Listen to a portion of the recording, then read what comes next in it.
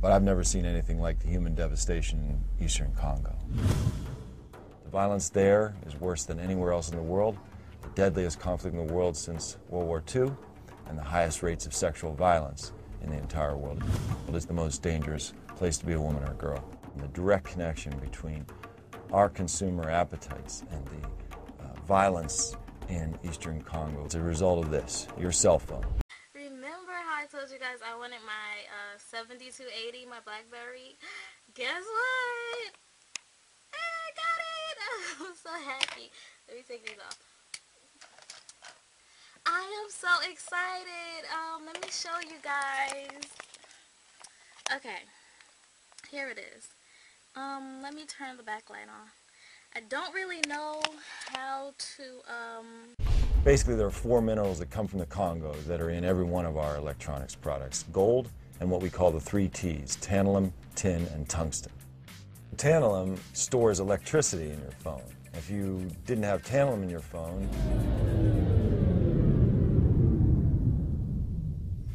tungsten makes your cell phone vibrate. And tin is used as solder on circuit boards. Congo has a lot of tin. Gold is used to coat the wiring, and it's the highest value metal inside every cell phone and laptop.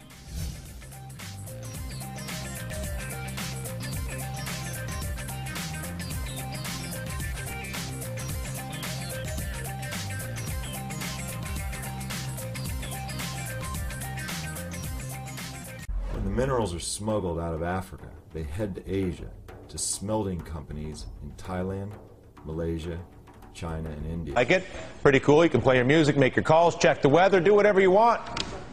But a few tidbits you might not know about this bugger, particularly for the guy who made it. He's likely been working for as much as 35 hours continuously, doing the same repetitive motion at lightning speed while being yelled at if he stops, talks, or goes to the bathroom. Typically makes 31 cents an hour, lives in a factory dorm that sleeps 8 to 10 people to a room, and if he tries to form a union and change that, he'll be sentenced to a 12-year prison sentence. Well, it's very important that Americans know this struggle is something that you are part of, whether you like it or not. To be refined. Here, Congo's minerals get mixed together with other minerals from around the world, making them difficult but not impossible to trace. Finally, the 3 T's in gold are processed into components, and they end up all over the world in the products we know and love. Cell phones, Blackberries, laptops, iPods, video game systems, and digital cameras. Pay attention. Be careful. But because, you know, anything can happen.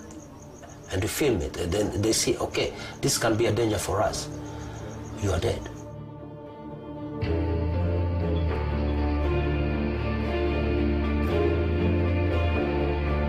Joining me now is Phil Elmer DeWitt, who's a blogger from Fortune.com.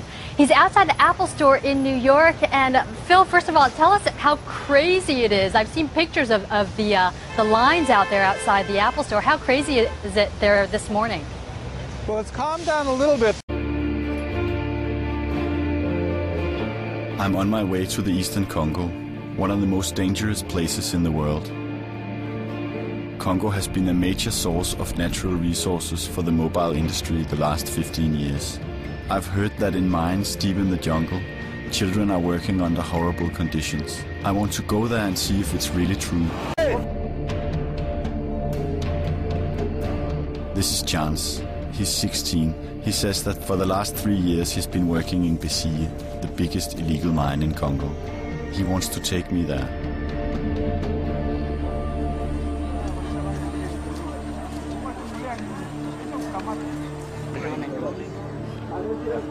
You see, and this is horrible. What they are living is really horrible. I love it. I'm so happy.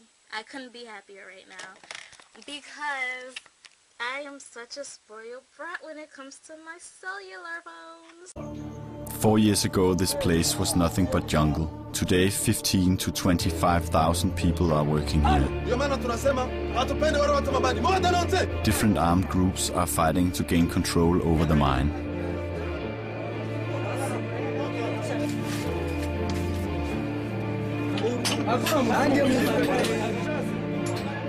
These teenage boys stay down here for several days, digging out minerals essential for the mobile industry. Mines like these are fueling the war here. In the last 15 years, more than 4 million people have died.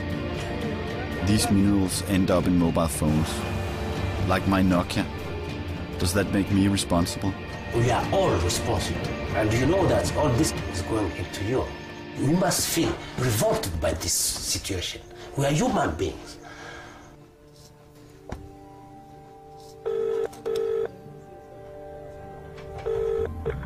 Good afternoon, Nokia.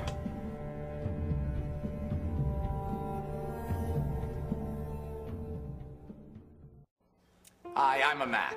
And I'm a PC. Hey, PC, what do you have in your pockets? Oh, just a couple pieces of... Let's see. Here's some tin.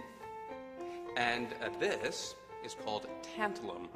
And this is tungsten. I call them the 3 T's. Oh, and here's some gold. Gotta have gold.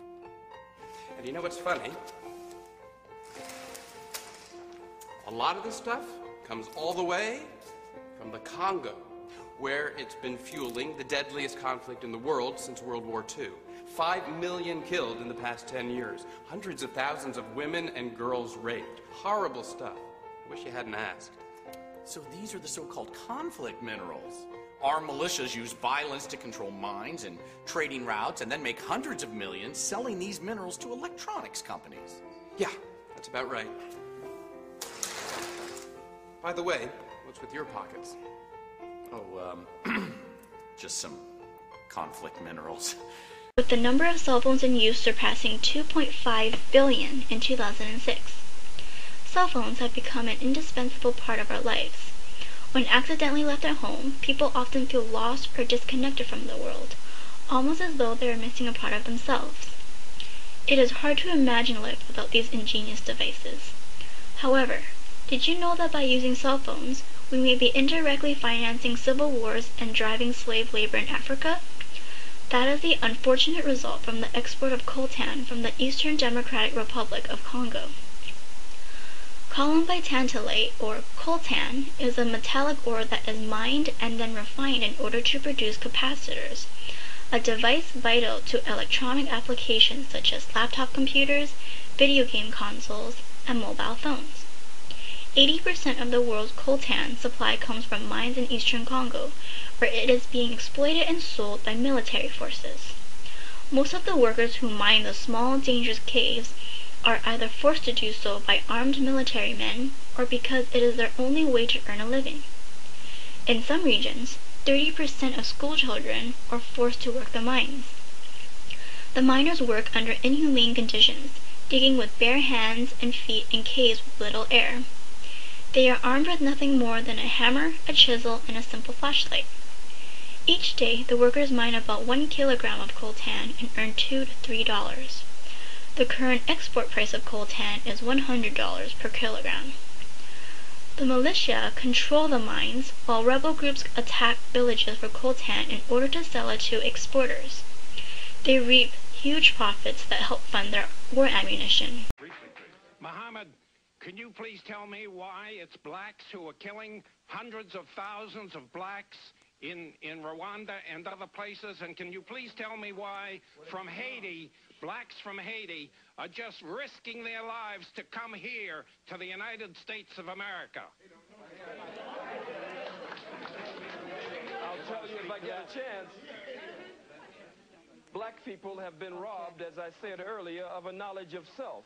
And when you rob people, sir, of a knowledge of self, then it means that they start to take on the characteristics and the nature of their oppressor and their colonizer.